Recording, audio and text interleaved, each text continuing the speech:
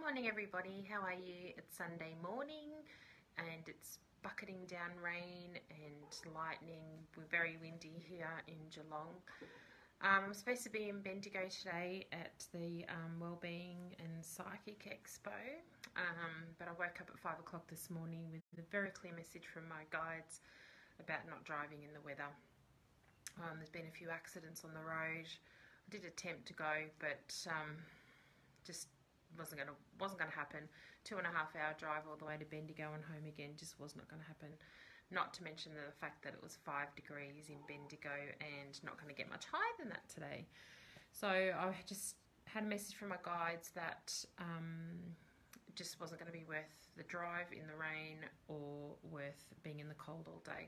So I've decided not to go. Although a couple of people have made me feel a little bit guilty about that, which is why I thought I'd talk about listening to my guides. So often, even if it's not your guides, even if it's just your gut, we so often don't listen to it. And it's really important when you're on a spiritual path or journey that you do at some point start listening. Sometimes the messages that we get are so clear and so, smack you in the face, but we still don't listen to them. And today was one of those days that I had a bit of a slap in the face and knew that I wasn't supposed to be driving. I had another experience of not listening to my guides last week and at the beginning of this week, which has left me a little bit heartbroken. So some of you know that I foster kittens, and we had a foster kitten for the last 3 weeks, and most foster kittens that come to us are not well. They're sick, they're underweight, and they've usually had a traumatic start to life, which is really sad. But we love them and we care for them and we get them ready to go off to their new homes. And this week last week actually, we decided to adopt one of the kittens that we had. And even though on the Thursday night when we drove her back to the shelter, ready for her surgery on the Friday to be desexed, I asked for a clear sign that adopting her was the best thing to do, and I didn't get any messages, and I still went against that advice from my guides and decided to adopt her out. And then I woke up at some point in time. I can't remember when it was, but I was away for the weekend working, and I woke up. It was either Saturday morning or Sunday morning or some time between then, I can't remember. And I knew that there'd been a mix-up in the paperwork and the kitten had gone because the shelter was supposed to hold her for us until Monday.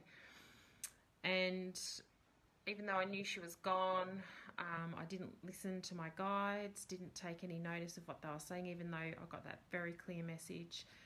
Then on the Monday morning, I still went in to pick her up and was devastated to find out that she had actually been adopted out to a different family over the weekend.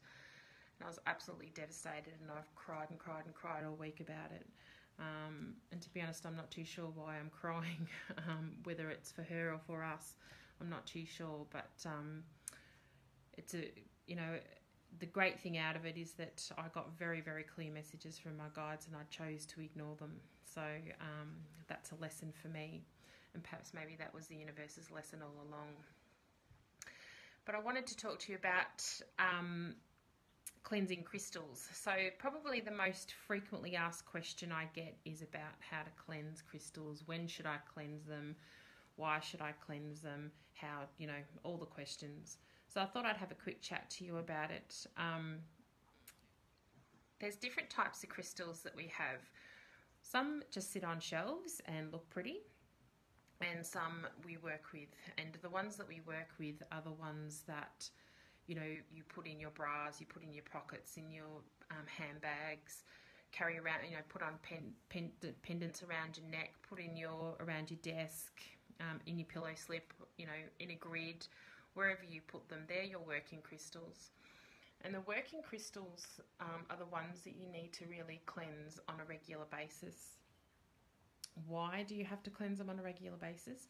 Because crystals store information, they store energy, they store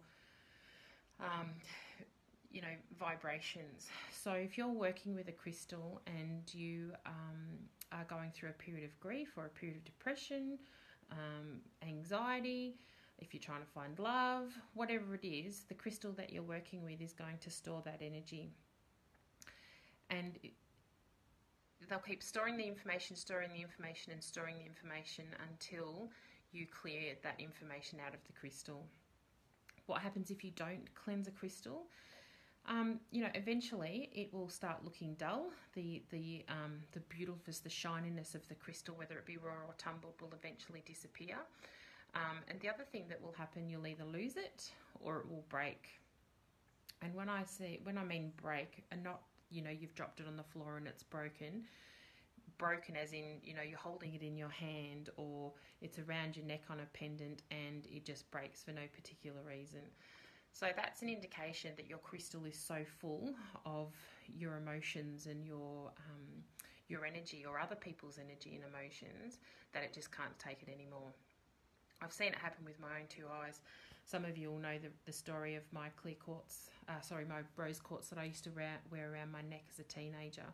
It literally just broke off the necklace. Half is still attached to the necklace. The other half broke and fell on the floor. Purely with storing all of the emotions of a teenager, and it just couldn't take it anymore. Hi, Michelle. So that's the reason you've got to cleanse it. Okay, so it's proven, science has proven that crystals store energy. I'm just going to get a clear quartz here so I can. So it's a beautiful clear quartz. Clear quartz is, known to store lots and lots of information. So how do you cleanse a crystal? So there are lots and lots of different ways of cleansing a crystal. Some of them, basically none of them are the wrong way, unless it's the wrong crystal, but there's better ways to do it. So crystals vibrate at a very high vibration. I can't remember the megahertz, but it's much higher than a human, much higher than an animal, and it's important that we clear the crystal and raise the vibration of that crystal. So what's your best way of cleansing a crystal? Yes, Michelle, there is lots of great books, and I'll tell you about them in a minute. So the best way, I think, to cleanse a crystal is with sound. So, everything has a sound vibration. It doesn't matter what it is. Everything relates back to a sound vibration. And the higher that vibration of the sound, the better it is for the crystal. So the things that I use... Hi, Andrea. The things that I use to cleanse my crystals is my drum, my crystal singing bowls or Tibetan bowls, my Tibetan bells, or my voice, which is not very good, but I was told yesterday that I should be using that more. So they're the things that I use to cleanse my drums, particularly if I've got clients, for example, coming in and out of my healing space. The quickest way for me to cleanse my crystals is to use one of those methods of sound. They're very high vibrational, they clear the crystal, and you can continue working with them. The other ways that you can do it is to use sage smudge, and smudge your crystals. Smudge is known, you might say, why does sage, cleanse your crystals? But sage, or particularly white sage, has been used for centuries by the Native American tribes to clear negative energies from spaces. So that's a really good way also to clear your crystals. There's lots of other ways, putting them out in the moon. So what the moon does is, because it's very high vibrational as well, it'll clear your crystals, it'll also energize the crystals. So even though sometimes I might cleanse a crystal every day that I wear it, which is every day of the week, I still put it out in the full moon to be energized at the end, or on the full moon, which is not necessarily at the end of the month. There's other ways. People often tell me the first way to cleanse a crystal is putting it in salt or putting it in water.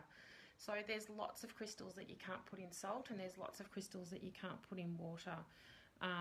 And the list is too great for me to start talking about, but one of those is selenite, particularly in water.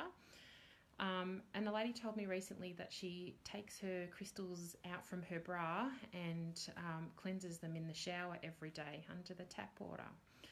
So tap water does not cleanse crystals. Okay. I'll come back to you, Michelle. Good question. You can't cleanse a crystal. You can cleanse it from, if it's had sweat on it or, got oil from your body and stuff like that, but it won't clear the energy from a crystal. Tap water is bad, okay? If you're drinking it, stop drinking it. It's bad for you.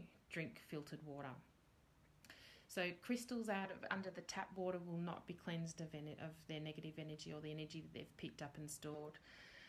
If you're going to use water to cleanse crystals, it needs to be clean water, clear running water, so like the ocean water.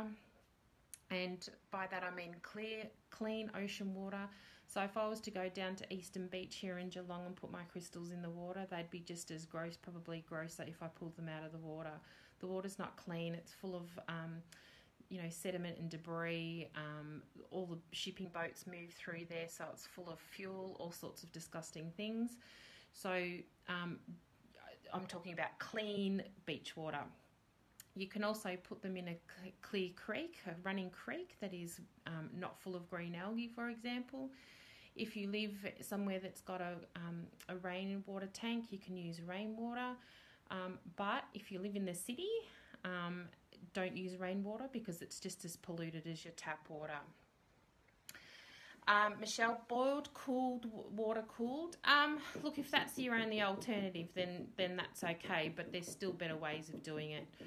Back to your question about the selenite. What if it's selenite as it can't get wet, as in with a smudge spray? So you can't put selenite in water. So what happens with selenite is it just disintegrates. It's really, really soft. So it will just disintegrate. So don't put selenite in water at all. So that's a really good question, and you don't have to say sorry because lots of people don't know how to cleanse their crystals. So boiled water is better than tap water, yes, but I would still be wary about using water to cleanse crystals. There's better ways to do it. So the other way, apart from using high vibrational sound that I like, and the sage smudge is also my second favourite way. The third way for me is using my intention, because it's all about intention anyway. So your intention is just holding your crystal in your hand and, closing your eyes or not, saying a quick little prayer if that's what you want to call it, and asking for all of the energies to be cleared from the crystal. That's a really good way if you don't have any other way of doing it. If you don't have any sound, high vibrational sound, if you don't have any high vibrational new age music, if you don't have any sage, the other way I like to do it is just by intention. So you literally just hold it in your hand. I know somebody who just says cleanse now, and that's the way that she cleanses her crystals. I was taught a little bit of a prayer, many, many years ago, and that's the prayer that I still use. So I just ask for all the negative energies, beliefs, patterns to be removed from the crystal and to return to the universe with love. And that takes me all of about 10 seconds to do. And for crystals that I work with, so the crystals that I wear on my body every day, I cleanse them every day. Just because, they put up with a lot. I'm an empath, and I pick up lots of people's energies. I pick up lots of information from people, and it gets stored in my crystals. So that's how I cleanse them. Michelle, are you local? Are you in Geelong? Are you Melbourne? Hello, are you still there? Hi, Kate.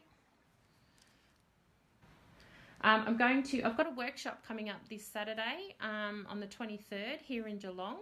So I've still got one place open for that workshop. It's an amazing workshop. It's the beginning of the Crystal Awakening healing modality. So, but if you don't want to be a healer, you don't have to, do all of it. Oh, Michelle, Queensland. Did you know that I used to be a Queenslander? I lived in Queensland for almost 11 years in Brisbane. back down in here in the stinking, horrible, cold, windy weather. It's awful. Yeah, so I've got a workshop down here next Saturday. I'm running it from my home. There's one place still open for that, so if anybody's interested, do make contact with me and come along. I'd love to have you. I'm also preparing for next week or the week. Oh, sorry, my cat's. Can you see my cat's here? She's rubbing. Oh my God. Let me just turn.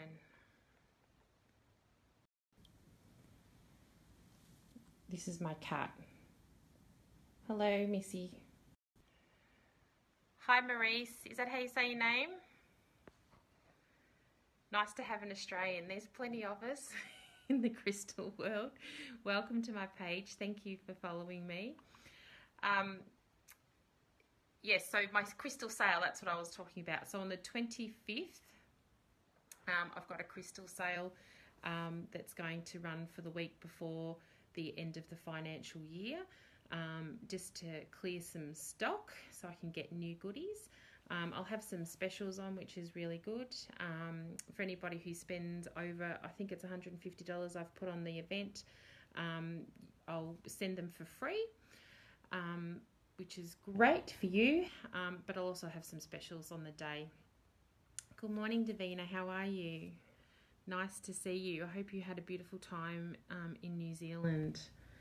Wow, it's stinky hot here though. Thanks, Michelle. I see all my Queensland friends with their shorts and t-shirts on. Yes, Michelle, I could absolutely do an online course. I'm actually thinking about doing it. It's going to take me a little while to get prepared for that, but I could definitely do it online. My background is e-learning development and content writing, so I'm very familiar with running courses online. So keep posted. What else do I want to talk to you about? I just thought of something. Oh, postage. That's it. Two people have suggested to me in the last couple of weeks that they could come and pick their crystals up from me because it will save me money, or I'll make more money on postage. So just so you know, I don't make any money on postage. In fact, usually it costs me more than I charge you. I've just upped my standard under 3 kilos to $10. So Australia Post charged me $8 something to send it. So your crystals come wrapped beautifully. Well, no, actually they're very ugly, but wrapped so that they won't get broken in, unfortunately, lots of plastic, which is bubble wrap and sticky tape, but and also I'm trying to make use more of paper, which is better for the crystals sometimes, but it's more important to me that your crystals get to you without breaking rather than them not. So I don't make any money out of postage and shipping. Sometimes when you live far away from me, like Perth for example, and I quote you $15 on postage, often it costs me, $18, $19 in the actual postage. So please don't think that I make any money from sending your crystals to you. I think that's about all that I want to talk about. As I was supposed to be in Bendigo, yes, Kate, actually I've only had one arrive broken, which I was a bit devastated at. And that was a clear quartz, so it's easy to replace, but nevertheless, I don't want them to arrive broken. It's a bit heartbreaking. Yeah, because I was supposed to be in Bendigo today. I've got a car full of crystals that I have to unpack. Yay! Anyway, guys, I hope you have a beautiful week, a Sunday. I'll be doing all the things that I should have done yesterday but didn't do, like housework, and I've got an assignment to do, boo-hoo. And for all those lovely people in Queensland, I hope you have a beautiful sunny day. Think of us down here in the freezing cold weather that's awful, raining, thunder, windy. I hate it. Have a fabulous day. Bye.